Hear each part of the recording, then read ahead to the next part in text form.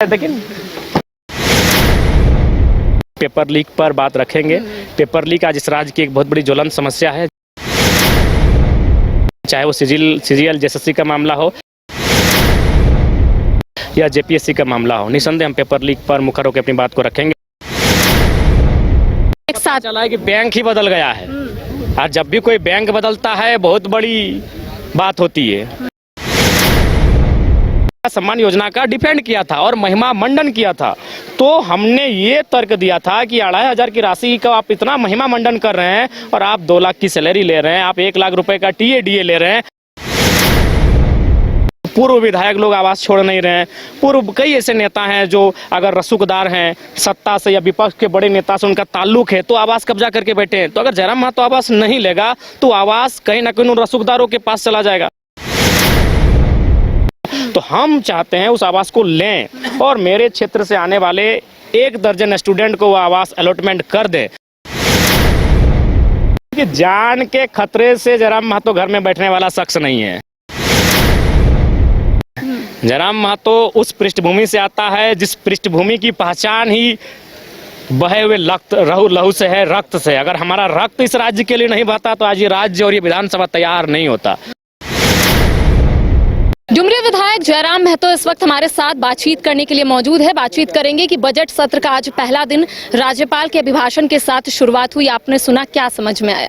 देखिए, राज्यपाल का अभिभाषण वास्तव में उनका अभिभाषण ना होकर सरकार का भाषण होता है, और सरकार अपना भाषण मंचों में चढ़ के देती है, स्टेज में चढ़ के देती है, कार्यक्रमों में देती है। वही भाषण राज्यपाल महोदय सुना रहे हैं। मतलब आपको भी लगता है कि असत्य है, उनसे पढ़ाया गया है? हाँ बिल्कुल, राज्यपाल महोदय को भी जब वो झारखंड से जाने लगे, चूंकि वो झारखंड में राज्यपाल है, तो अभी शायद वो वास्तविकता से आपको परिचय नहीं करवाएं।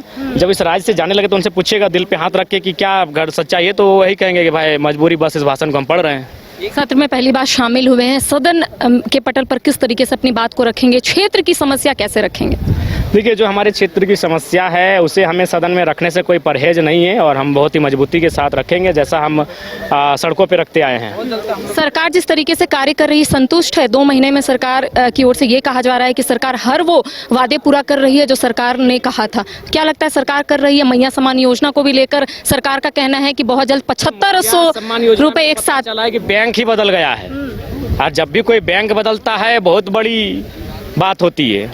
पहले जिसे बैंक में जाता था सैलरी, माफ कीजिएगा, महीना, अब वो दूसरे बैंक में जा रहा है, तो वो तो बैंक ही बदल गया है। तो मैंने तो शुरू में ही कहा था ये योजना लंबे समय तक नहीं टिकेगी, लंबे समय तक नहीं चलेगी। उसका परिणाम सामने है। 10वीं का परीक्षा पेपर लीक कैसे देख रहे हैं और क्या इसको लेकर आप अपनी बात को रखेंगे? आपका स्टैंड क्या होगा? हम निसंदेह पेपर लीक पर बात रखेंगे। पेपर लीक आज इस राज्य की एक बहुत बड़ी ज्वलंत समस्या है, चाहे वो सीजीएल जेएसएससी का मामला हो या जेपीएससी का मामला हो। निसंदेह हम पेपर लीक पर मुखर होकर अपनी बात को रखेंगे और भविष्य में पेपर लीक की घटना दोहराई ना जाए, इस बात के लिए सरकार को दबाव बनाएंगे। छात्र आंदोलन से आपने इसकी शुरुआत की, लेकिन अब कहीं ना कहीं जयराम महतो आगे नहीं दिखते हैं, फ्रंट लाइन पर नहीं दिखते हैं। अब ऐसा कहते हैं, बार बार कह रहे हैं कि देखिए आगे हम तभी दिखेंगे जब रांची में आंदोलन होगा। ऐसा थोड़ी कि हम धनबाद में घर में बैठे हैं। धनबाद में हम कई कार्यक्रम ऐसे हुए, बीसीसीएल का, सीसीएल का, विस्थापितों का, जहां हम आंदोलन में बैठे हैं, आंदोलन में गए हैं, सम्मिलित हुए हैं। अरे विधायक अभी आज के डेट में एक ही को है जो आंदोलन में जाके शामिल होता है, बाकी आंदोलन के नाम से विधायक दूर भागते हैं कि वहाँ क्या होगा नहीं होगा। ऐसा नहीं है, लेकिन यही है कि राजधानी से हमारा घर दूर पड़ता है, 150, 60, 70 किलोमीटर पड़ता है, तो वहाँ कंटिन्यू आना, यहाँ रह के आंदोलन करना, ये तो कभी नहीं रहा है। हमेशा हम 6 महीना साल भर में रांची आए थे आंदोलन के माध्यम से, तो आज रांची की टीम को हमने जिम्मा दिया है। देवेंद्र अच्छी तरीके से आंदोलन को टैकल कर ही रहे हैं, आंदोलन हो ही रहा है। ऐसा नहीं है कि जेल कैम्प का कोई आंदोलन से वास्ता नहीं रहा। जयराम जी, जब आप विधायक नहीं थे तब भी आप चर्चे में थे, विधायक है तब भी आप चर्चे में हैं। आपका एक एक बयान लोग बहुत बारीकी से सुनता है कि आखिर जयराम महतो क्या बोल रहे हैं। आपने इससे पहले बोला था कि आप आवास नहीं लेंगे, अब आपका कहना है आप आवास लेंगे, क्या है रीजन? सुनिए पूरा बात। हमारा पहला बात तो पूरी स्टोरी वो हमने मीडिया में भी थोड़ी कहा था, हमने तो हाउस में भी कहा था। उस दिन जब इससे पहले जो विशेष सत्र चल रहा था 4 दिन का, चौथा दिन लगभग 3-4 विधायकों ने सत्ता पक्ष के मैया सम्मान योजना का डिफेंड किया था और महिमा मंडन किया था। तो हमने ये तर्क दिया था कि 2500 की राशि का आप इतना महिमा मंडन कर रहे हैं और आप 2 लाख की सैलरी ले रहे हैं, आप 1 लाख रुपए का TADA ले रहे हैं, आप इतना बड़ा सुख सुविधा ले रहे हैं और 2500 में जनता को दे के आप महिमा मंडन कर रहे हैं, तो एक काम कीजिए, आप इतनी सुविधा को त्याग कीजिए, उसमें कटौती कीजिए। हमने ये कहा था और आज भी कह रहे हैं, जिस दिन ये पहल होगी कि एक विधायक, जैसे कि हमने बता दिया है 2,13,000 विधायक की सैलरी अकाउंट में आ रही है, वो जिस दिन बोलेंगे कि नहीं आज से विधायक की सैलरी 50,000 होगी एक 3rd और 4th ग्रेड के कर्मचारी के समान, तो पहला हस्ताक्षर जयराम महतो का होगा। तो हम तो आज भी कह रहे हैं, जिस दिन प्रस्ताव सामने आएगा, जिस दिन कोई विधेयक ऐसा बनेगा, पहला हस्ताक्षर मेरा होगा। हम आज भी कह रहे हैं, लेकिन अब हम कह रहे हैं कि मान के चलिए अभी बहुत सारे मंत्री 2-3 आवास लेके बैठे हैं, पूर्व विधायक लोग आवास छोड़ नहीं रहे हैं, पूर्व कई ऐसे नेता हैं जो अगर रसूखदार हैं, सत्ता से या विपक्ष के बड़े नेता से उनका ताल्लुक है, तो आवास कब्जा करके बैठे हैं। तो अगर जयराम महतो आवास नहीं लेगा तो आवास कहीं ना कहीं उन रसूखदारों के पास चला जाएगा। तो हम चाहते हैं उस आवास को लें और मेरे क्षेत्र से आने वाले 1 दर्जन स्टूडेंट को वो आवास अलॉटमेंट कर दे। अभी 1 दर्जन यानी 12 बच्चे अगर 5,000 रुपये महीना का खर्च कर रहे हैं तो 12-5 60,000 रुपये उनका खर्च हो रहा है। लेकिन ये बहुत बड़ा बयान आप दे रहे हो और पहली बार ऐसा होगा कि कोई विधायक अपने आवास में, अपने सरकारी आवास में युवाओं को रखेंगे और वहां से युवा पढ़ेंगे। अब इससे पहले हुआ है या नहीं हुआ है, लेकिन आज जयराम महतो विधानसभा के परिसर में खड़ा होके इस राज्य के एक सम्मानित चैनल, एक सम्मानित पत्रकार, एक महिला पत्रकार के सामने ये बयान दे रहे हैं। इसको रिकॉर्ड कर लिया जाए, इसे नोट कर लिया जाए, चूंकि हम सदन जब मेरा चलेगा तो 3 ही सदन चलेगा। एक बजट सत्र चलेगा, फिर जुलाई अगस्त में शायद मानसून सत्र चलेगा, वो 15 दिन का होगा, और फिर आपका ठंडा में शीत सत्र चलेगा जो शायद 1 सप्ताह का होगा।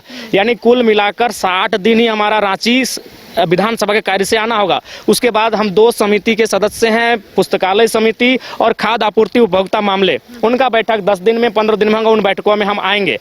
तो उसके अलावा जो एक बहुत लंबा कालखंड बचता है वो रांची से हमारा वास्ता नहीं रहेगा। हम गिरिडीह में रहेंगे, हम धनबाद में रहेंगे, हम बोकारो में रहेंगे। उस समय हमारे आवास का जिम्मा छात्रों के हित में सामने रहेगा। उस आवास की चाबी छात्रों के पास रहेगी। आप चाहें तो आके इंटरव्यू ले सकते हैं। अगर कोई छात्र ना रहे तो हमारा दोष नहीं है, क्योंकि हमारा आवास मान के चलिए देखिए दुर्वा में मिल रहा है और छात्रों का मनपसंद जगह है मोराबादी, तो मोराबादी से काफी किलोमीटर दूर है।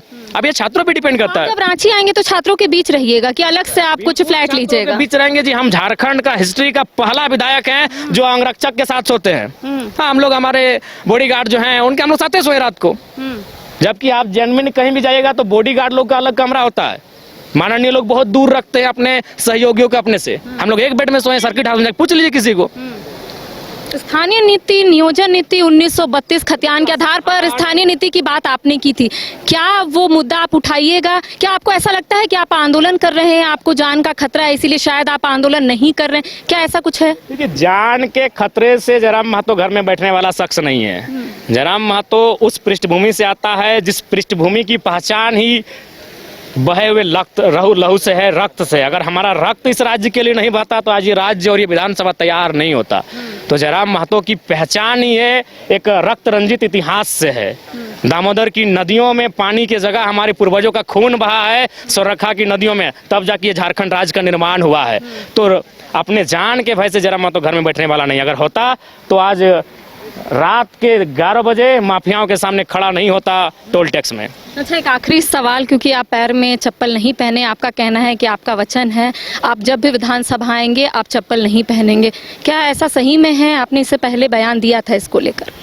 जी, ऐसा हमने बयान दिया था। एक्चुअली विधायक न बनने से 2 साल पहले दिया था और वचन को पूरा कर रहे हैं। मतलब कभी नहीं पहनिएगा जब यहाँ आइए? बिल्कुल नहीं है, सदन में आएंगे नहीं पहने। गाड़ी में नहीं रखे छुपा कर? गाड़ी में रहे, गाड़ी से क्या दिक्कत है? गाड़ी में तो पीछे होगा। गाड़ी में रखते हैं कि कहीं उतरेंगे? क्रिकेट का बैट है, बॉल है, सब है गाड़ी में। क्रिकेट भी खेलते हैं? लेकिन कैसे नहीं होगा?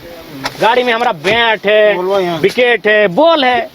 मतलब कहीं भी ऐसे उतर जाते और खेलने लगते? उतर जाते हैं, जहाँ हमारा मन है खेल लेते हैं। ये गाड़ी में बॉल है। विधायक नहीं रहते तो क्रिकेटर रहते क्या आप? विधायक नहीं रहते तो सही बात, अगर हमारे बाप की हस्ती होती तो क्रिकेटर हो जाते। मतलब शौक है आपको? शौक नहीं, अच्छा खेलते हैं। अच्छा खेलते हैं तो एक दिन तो हम लोग आएंगे फिर जहाँ आप खेलिएगा। आप रखिए ना भाई, प्रेस और पॉलिटिशियन का एक मैच रखिए और आमंत्रित कीजिए। तो जीतेगा कौन? लगता है हम ही लोग जीते। जीत को लेकर आश्वस्त कभी नहीं रहते, ना कभी हम अभिमान करते हैं। हम प्रयास करेंगे जीतने का। तो देखिए इस वक्त हमारे साथ डुमरी विधायक जयराम महतो मौजूद थे। आपने देखा कि इनके पैर में चप्पल नहीं है। इनका कहना है कि इन्होंने वचन लिया है कि जब जब ये विधानसभा आएंगे ये चप्पल नहीं पहनेंगे। साथ ही साथ कई मुद्दों को लेकर हमने इनके साथ चर्चा की। इन्होंने क्या कुछ कहा आपने सुना। फिलहाल कैमरा सहयोगी नूतन के साथ करिश्मा सिन्हा, न्यूज़ 22 को रांची।